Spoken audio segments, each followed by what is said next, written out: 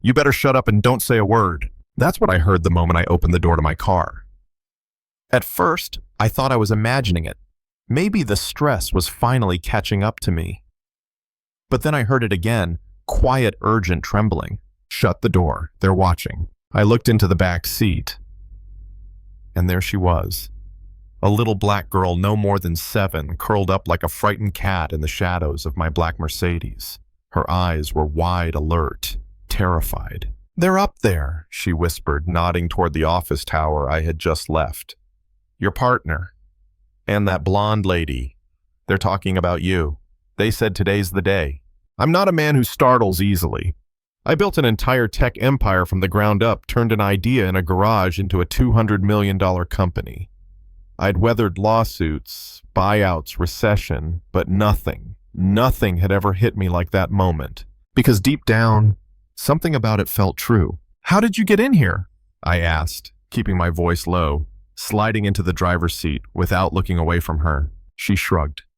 "The cleaning lady left the door open. I heard them talking and I got scared. I thought, maybe you should know. My name is Daniel Brooks. And that little girl's name was Ava. And what she told me that night changed everything. They said you're too dumb to read the papers you're signing tomorrow," she said, eyes flicking between the building and me. "That the day after you'll be looking for a new job.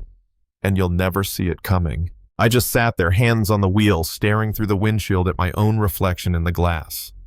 My partner, Trevor Hayes, my so-called best friend of 15 years, and my executive assistant, Claire, someone who knew everything about me from my passwords to my health scares. They were planning to gut me like a fish. And this kid, this little girl who had absolutely nothing to gain, just saved me from losing everything. "What's your name?" I asked. "Ava." She paused. "You're Daniel Brooks." I heard them say it like 20 times. "You gonna call the cops on me now?" she added quickly, voice stiff with fear. For the first time in what felt like forever, I smiled. "No, Ava. Actually, I think you just saved my life." Back at my place, Ava devoured a burger like she hadn't eaten in days. And I just watched her, this sharp, street-smart kid talking about betrayal and manipulation with the insight of someone 4 times her age. My grandma says, when you see someone getting stepped on and you can help, you help. Because next time it could be you. I still don't know why that hit me so hard. Maybe because I had been that guy. People smiling in my face while plotting behind my back. I asked her where she lived. She said nowhere, really. Depends which shelter has room. Sometimes the street. I sat back shaken. "Why'd you tell me all this? You don't even know me." She looked straight at me. "Because I know what it's like to be treated like you're invisible." That night, I didn't sleep. I made a few calls. One of them to Gabriel Cortez, an ex-cop turned private investigator. Smart guy.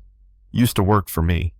Until Trevor and Claire let him go last year for budget reasons. Yeah, now I knew why. By 10 a.m. the next day, Gabriel was sitting at my kitchen table, a tablet in hand, and a look on his face that said, "This ain't just office drama. You've been robbed, Daniel. Not metaphorically, literally. Shell companies fake contracts, offshore transfers. They've siphoned off over $5 million over the last 2 years. And it gets worse. The merger with the Japanese firm. It's a cover. They need your signature to clean the paper trail.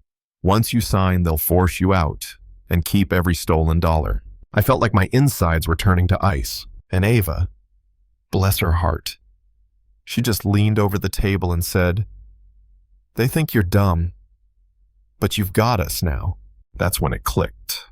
I had everything I needed to destroy them.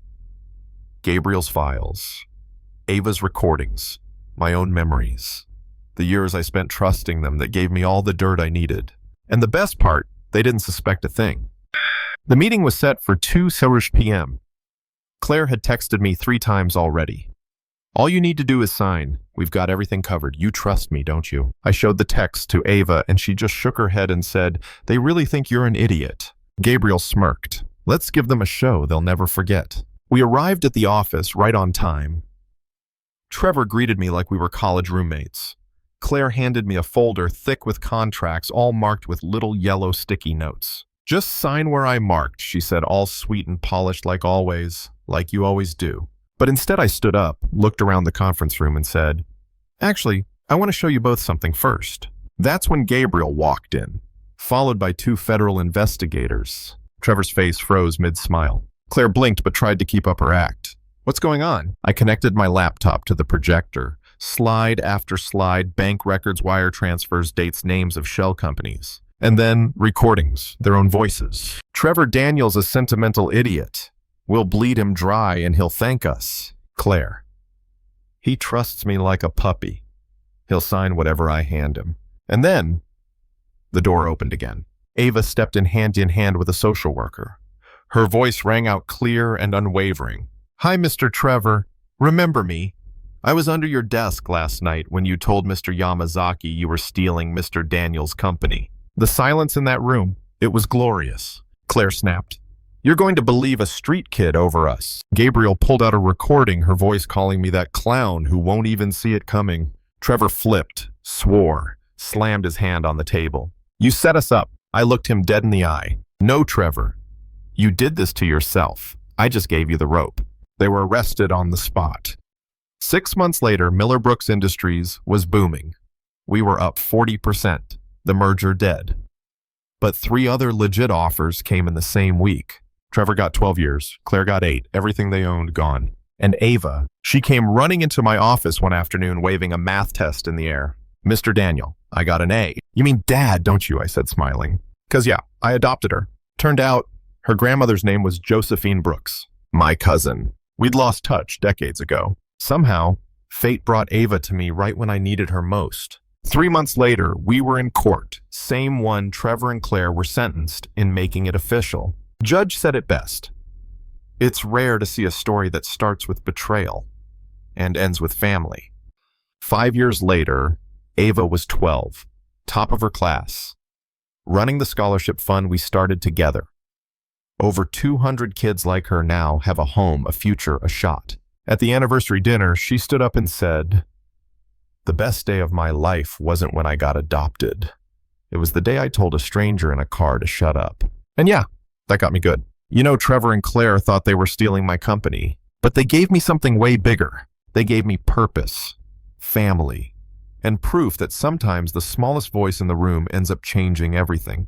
But let me ask you this. What kind of world are we living in where a 7-year-old girl sleeping on the streets is the only person brave enough to do the right thing? Let me know in the comments, because honestly, I'm still trying to figure that out.